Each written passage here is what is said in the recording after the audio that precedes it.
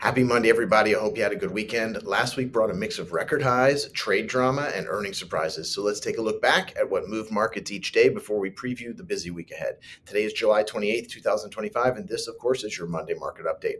The week opened on a strong footing with momentum from the prior Friday carrying into Monday's session. Quiet weekend on the trade front and better than expected corporate earnings set a positive tone. Traders continued to brush off lingering tariff risks. The rally slowed briefly after Representative Anna Paulina Luna made headlines by referring Fed Chair Powell to the Department of Justice for criminal charges. An odd but largely symbolic move. Stocks did dip slightly but regained their footing by the close. The Dow was down less than a quarter of a percent, S&P up less than a quarter of a percent, and the Nasdaq was up about a third of 1%. Tuesday brought early weakness after underwhelming earnings from semiconductor company NXPI and AI-related names saw some profit taking, but the tone shifted mid-morning as fears of the Fed shakeup eased. Treasury Secretary Scott Bessent voiced support for Powell finishing his term, and later in the day, President Trump implied Powell would remain until May 2026, removing another layer of uncertainty.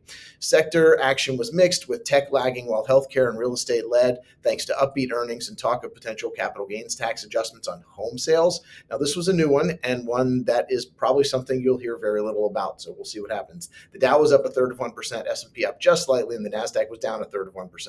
Markets rallied hard on Wednesday as on optimism over trade deals. Late Tuesday, the U.S. announced a trade agreement with Japan, capping tariffs at 15%, less severe than feared, remember that, and sparking hopes for similar deals with the EU and India. The news lifted cyclicals, industrials, and financials, while healthcare extended its rebound. A midday rumor of an imminent U.S.-EU trade agreement helped sustain the rally, though it never materialized at that time. By the close, all three indices were at or near record levels. The Dow was up 1.125%, S&P up about 0.75%, and the Nasdaq was up about 0.5%.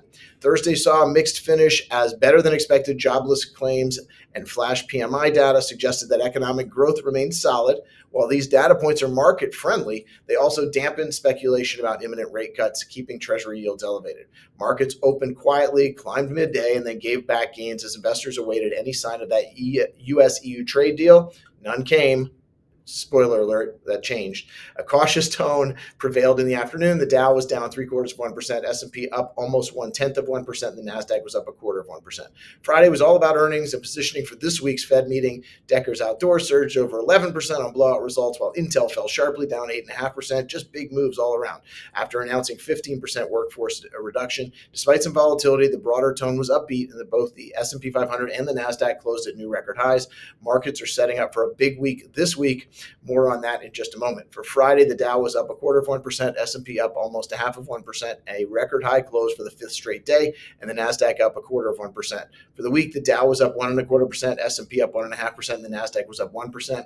Let's look ahead. This week is packed with catalysts that could shift the narrative. The Federal Reserve meeting is on Wednesday. The FOMC is widely expected to hold rates steady, but Powell's press conference will be closely parsed for signals about a potential rate cut in September. The market's priced in at least one cut before year-end. Many think three, and any hawkish surprises could trigger volatility. There's also eco data and a lot of it. Q2 GDP, PCE, that's the Fed's favorite inflation gauge. Jobs, jobs, jobs. We'll get them all. We'll get JOLTS. We'll get ADP. We'll get jobless claims. And of course, on Friday, we'll get the July jobs report. That's the non-farm payrolls. This is the big jobs number of the week, August 1st. And here is that number coming at us. Economists expect around 100,000 new jobs and an unemployment rate of 4.2%, wage growth near a quarter of 1%. Will also be closely watched. If that's not enough, tariffs and trade will also be in the hourglass as we count down to the Friday deadline. Like I said, August 1st. The pause on company-specific tariffs is set to expire then. Markets are going to pay close attention to any developments with Canada and Mexico and many others. We did get the big news late in the weekend, as I mentioned, that there is a deal with the EU, 15%, not the 30% they worried about for tariffs. Market looks like they like the news. The day is young, but again, moving on the same news over and over again, and it's better than feared, not good. But the trade deal is the big news of the morning, but there's also a big Wall Street Journal article pointing out that all of these announced deals, there is still no details and no record of the deals on paper that we've seen. Add to that the comments that trickle out here and there from the other sides that tend to clarify, not to the U.S. favor, some of the details. We'll have to see about that. Corporate earnings are my focus. Over 150 S&P 500 companies this week alone. Big tech steps in to the spotlight this week. Amazon, Apple, Meta, and Microsoft all set to report. Their guidance could steer both the Nasdaq and the broader sentiment. I still maintain, in my opinion, it is that that there is something we are glossing over. And I heard it again this morning. So just go through the math with me. 15% tariff not being passed to the consumer, so the consumer is strong, right?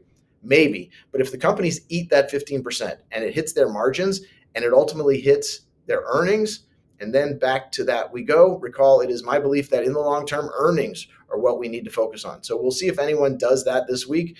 See where the focus goes. Last week was a classic example of how markets can shrug off political noise when earnings and trade optimism take center stage.